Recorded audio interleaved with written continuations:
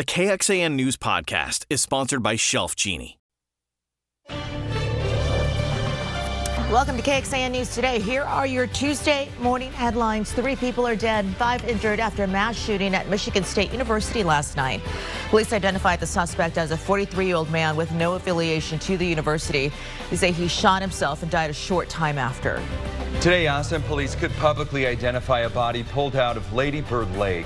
They found it last night in an area of the lake near Rainey Street, just west of I-35. Right now, it's unclear how that person ended up in the lake. Part of a grand jury report on Donald Trump will come out Thursday. It investigated efforts by former President Trump and his allies to overturn his 2020 election loss. A judge ordered 3 sections be released: the report's introduction, conclusion, as well as a section in which the grand jury expressed concerns that some witnesses may have lied under oath.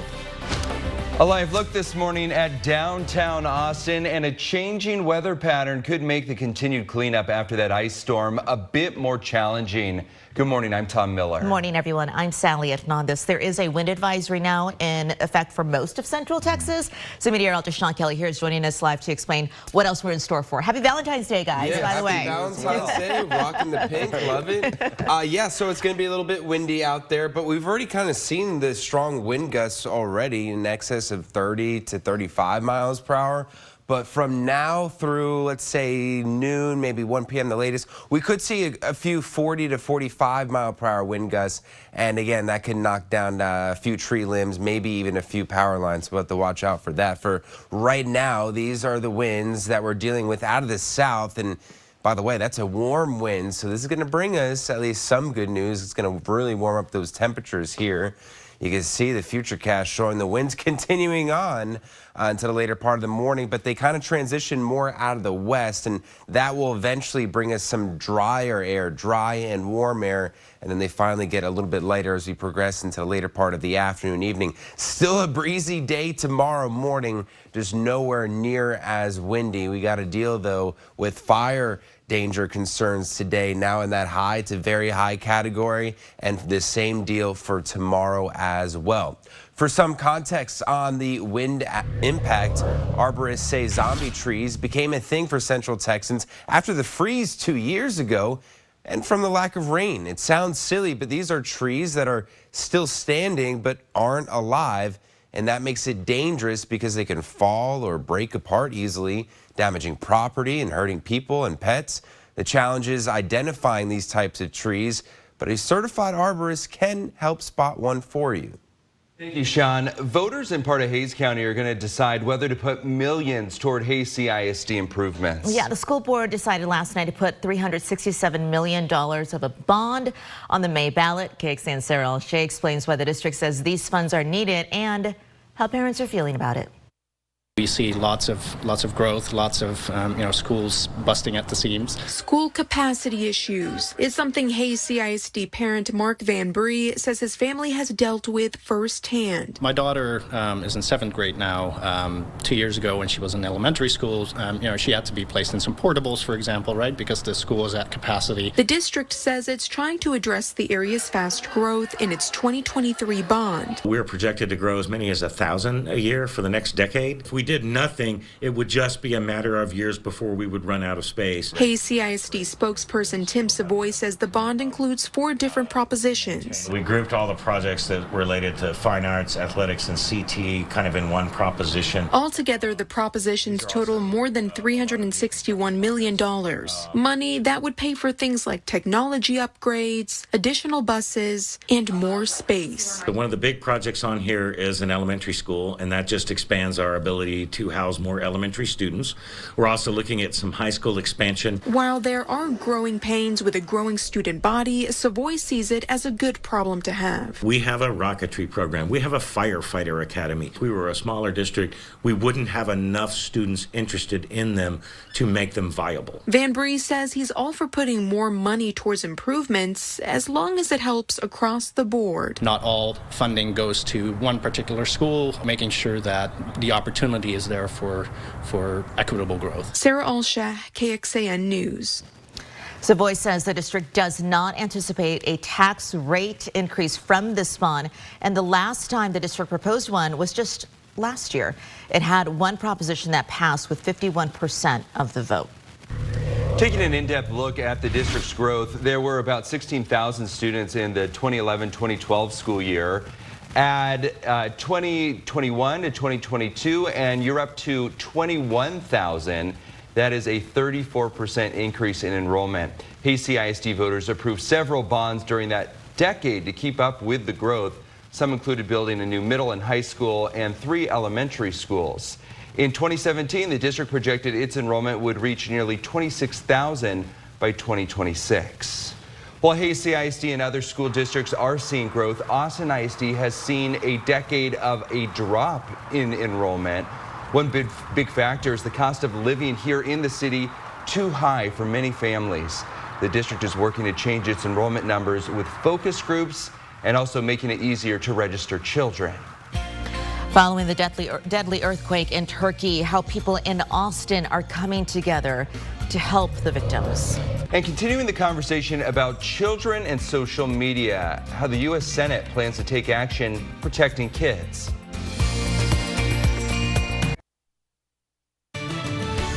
Good morning and welcome back on this Tuesday, February the 14th. A live look outside. You can see the raindrops on the camera right there. Rainy start to your Valentine's Day. We're going to check in with Sean to see what the rest of the day is going to look like. Let's talk about the death toll that continues to go up in Turkey and Syria after that massive 7.8 magnitude earthquake hit last Monday. We now know 35,000 people are confirmed dead. Rescue workers still pulling survivors from the rubble. They say the hope of finding more people alive in the debris, that is starting to fade. It is the deadliest earthquake in Turkey since 1939. And last night, people here in Austin showed up in support for those impacted by the earthquake. The Interfaith Action of Central Texas and the Turkish community from the Dialogue Institute and Raindrop Foundation held a prayer vigil at St. Andrew's Presbyterian Church. Many who showed up do have a personal connection to people in Syria and Turkey. Many still have loved ones in that part of the world. My personal friend from Turkey who lost his father, his mother, and his brother in the earthquake all at once. And I have a number of other people in our community who have lost loved ones. Organizers of the vigil say survivors are in need of food and clothing. An Austin man challenging a citation from his homeowners association, and it's over this flag. What you should know if you receive something similar. School drop-off turns into something unexpected. How a North Texas teacher helped a mom deliver her baby. Good morning, all. Both Longhorn basketball teams away from Moody Center. Could either of them come back with a victory? We have the highlights coming up. This KXAN News podcast is brought to you by Shelf Genie. I'm Rosie Newberry from KXAN Studio 512. Considering replacing your kitchen cabinets? Struggling to find or reach things? Go to shelfgenie.com/Austin. Shelf Genie designs custom pull-out shelves for your existing cabinets, adding convenience and value to the most used room in your home. Shelf Genie custom pull-out shelves, everything in reach. Good morning. Once again, a live look outside on this Valentine's Day. Rainy start to your day. Erica is going to let you know if traffic is affected by that rain. And we're going to talk to Sean for the latest on the rest of your weather. But today, we know the U.S. Senate will hold a hearing to discuss how to better protect children using social media. Democrats and Republicans are vowing to take action. Lawmakers on both sides say children's online privacy regulations are overdue. Missouri Republican Senator Josh Hawley says this is just the start. He is also pushing, though, for legislation to ban kids from social media until they're 16. Parents should be able to go to big tech and say, give me everything you have of my kids and delete it. It's not the first time that lawmakers have promised to crack down on social media giants. 2021, a Facebook whistleblower revealed a shocking finding. Internal studies linked increased thoughts of suicide and depression to time spent on Instagram. Right now, most social media sites require users to be at least 13. Today, lawmakers are going to hear from parents and mental health professionals to determine the best way forward. As we go in depth on this, 35 Texas students are showcasing their computer science skills for Texas legislators today at the Capitol. The nonprofit Computer Science for Texas hosting Code at the Capitol at 2 this afternoon wants lawmakers to support work moving forward on computer science and the future of tech in Texas. Teachers, they are known for going above and beyond. We appreciate them for that. But there's one Texas teacher who fits this motto to a T and even more. She helped deliver a baby on campus. A baby, yes. A mother picking up her 2 kids from school suddenly went into labor. And that's when a Dallas ISD 5th grade teacher, Maria Perez, stepped in to deliver the baby. With no time to get to the hospital, the nurse's office quickly became the labor and delivery unit. Mom says that she was the baby was actually the easiest of her deliveries, thanks to the guiding hand of Mrs. Perez. Miss Perez, she was holding my hand. She was helping me with everything, and it was so easy. So from my experience, they need to hold somebody. It's better for them than just holding a pillow or something. No. Somebody. They need somebody to hold. Just to be, I don't know, maybe to feel the companion of somebody in that moment.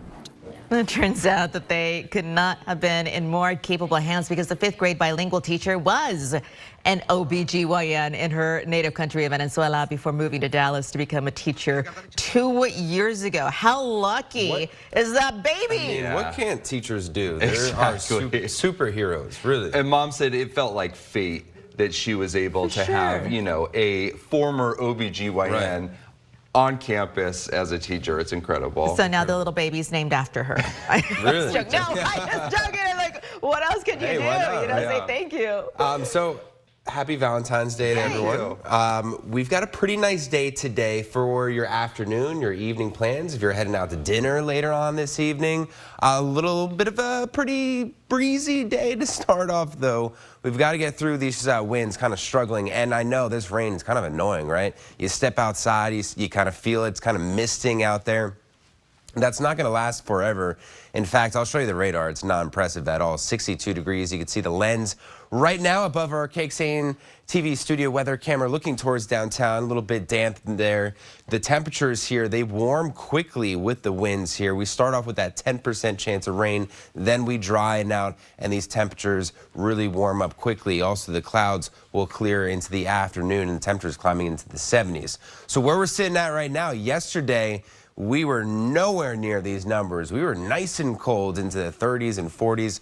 Right now, we're into the 60s area-wide, so it's comfortable in that respect. A little bit muggy, but conditions will improve. Look at this. Into the afternoon, we're into the mid-upper 70s, maybe 1 or 2 spots, getting close to 80 degrees as we head into the day. Tomorrow, even warmer. I think here in Austin, we're right around 80 to 81 degrees, so some spring-like temperatures, but then we have a big drop in the temperatures here on Thursday in the wake of a cold front. Let's talk about the rain that's out there right now. Heaviest rain is up north and west of Austin, out in the San Saba area. A quick downburst of some moderate to even potentially quick heavy downpour. This is pushing off towards the north and east. We'll see how much this gets out towards the east, but for the most part, it's going to miss a lot of us, maybe as far east as land passes. That's as far as it'll go. What's showing up here on radar, that's some very light rain and drizzle. That's what's falling from the sky right now, just enough to make the roads a little bit slick. So kind of give yourself some extra time for your morning commute. That will continue on through about 6, 7, 8 a.m. in the morning. Then by 9 a.m., it's out towards the east. The clouds that we have this morning clear on out, and then we get ready for a very nice day. Again, still pretty windy, but a beautiful day out there. Heading into tomorrow, mainly cloudy skies, clearing to the afternoon with another chance for a few light rain showers Wednesday night to Thursday. Not a big rain event, a few hundredths of an inch of rain. That is it. Again, that warm-up continues into tomorrow, a big drop in temperatures Thursday and Friday, and then a nice weekend ahead.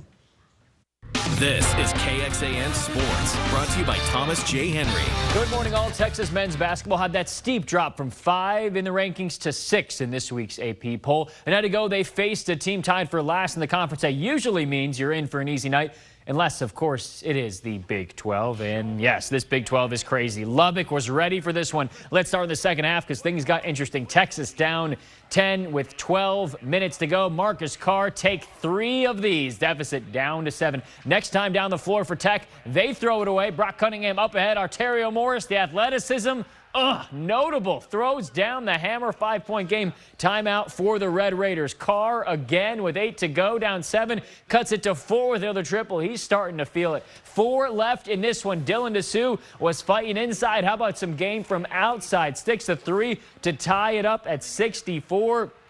Tech back in front by 3. Under a minute to go. Davion Harmon. Yes, you recognize that last name, and you recognize these kind of moves. The righty floater off glass, and that effectively was the dagger for Texas. Court storming ensues. The men lose their second game in conference play in 3 chances. 74-67. The Red Raiders come out on top. Let's get to the women over at Iowa State. A ranked matchup for them. Can one Longhorn team get a W on Monday night? Longhorns down 11, trying to stand up before the half. Rory Harmon, there's that last name again. Steal and score to cut it to 9. After that slow start, trying to stay in the end of the third. Lexi Donarski from La Crosse, Wisconsin, sticks the 12-point lead heading into the fourth. In that fourth, Texas had not hit a three-pointer all game until Shaylee Gonzalez knocks this one in 0 for 11 before that. And wouldn't you know, next time down the floor, all you got to do is see one go in. Shea Holly knocks another one home. 4-point game after that, but Iowa State, very good for a reason. Veteran team here. Danae Fritz does not miss. Cyclones hold on for a win. A tough night for both Texas basketball teams, but as of now, both Longhorns teams still in first in the Big 12, something I'm sure all Longhorn fans very proud of this late in the season. We'll send it back to you. Thank you, Noah. There will be no more trips to Lubbock either for Texas football. And last night's Longhorn basketball game at Texas Tech, that's going to be one of the last trips before the team leaves the Big 12 for the SEC. And last year, the Longhorns' departure announcement worried the state's remaining Big 12 schools, but as Ryan Chandler reports, the mood has shifted. They're going to go to the SEC and they're going to wish they stayed. Tensions flare again at Texas Tech as they send off the University of Texas in one of their final matchups in the Big 12 against the Red Raiders. Definitely ruining a tradition we've had for many years. As Texas prepares to leave the conference a year earlier than expected, a reminder that the shakeup is not just about competition, but commerce. They were kind of your anchor stores in a shopping center. And so they had to start looking for other stores. Research firm the Perryman Group estimates the exit will cost the remaining Big 12 schools almost $1 billion and more than 12,000 jobs. The Texas cities like Lubbock, Waco, and Fort Worth could expect to lose almost $400 million a year. But for Austin, we're going to see passionate fans with good football, and that's going to mean a lot of economic activity. Matt Patton's Angelou Economics Group reports Texas athletics brings in more than $700 million a year, only expected to climb after next season. They say the shift will help bring Texas more money from other states. In the same way that we celebrate things like CODA or ACL, all these people coming from all over the world spending money from elsewhere in Texas. UT's announcement spurred serious frustrations last year. Maybe your fan base would rather lose to Alabama than TCU's. But with the addition of 4 new schools to the conference, Big 12 schools say they're confident the breakup is beneficial. And they gave us $100 million to leave early. I think it's going to work out for both schools. It's going to be fine. Ryan Chandler, KXAN News.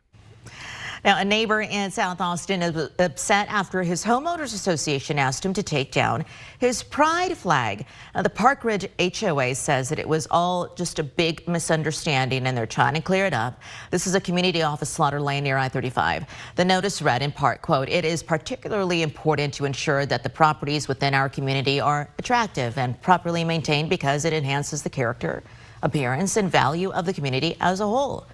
Now, it goes on to say only U.S., Texas, or an official military flag are allowed according to state law. The Park Ridge HOA attorney told us management incorrectly worded the violation notice sent to the neighbors. So they say it should have asked him to submit an architectural application for a new flagpole. That is a requirement per its rules, but the neighbor doesn't understand how this sort of mix-up could even happen. Well, that's a direct attack on me as someone who's in the LGBTQ community, so I felt afraid. It was an immediate fear reaction. Well, if an HOA wants to restrict what kind of flag you are flying in your community, it actually can, but only after having an open meeting about it. So if you find yourself in a similar situation, the HOA lawyer we spoke with says that you should read your violation notice very carefully, go through it with a hearing process if an HOA even offers it. This morning we have a status check on Southwest Airlines after last December's massive flight cancellations. Chief Information Officer says the carrier is working on several improvements. They include its crew scheduling technology. That's the software pilots blame for that Christmas time meltdown. The disruption left 2 million passengers stranded when 17,000 flights were canceled. Thanks for joining KXAN News today. You can also listen to KXAN News Nightly every weekday after 5:30 p.m. for in-depth coverage on what matters most to you.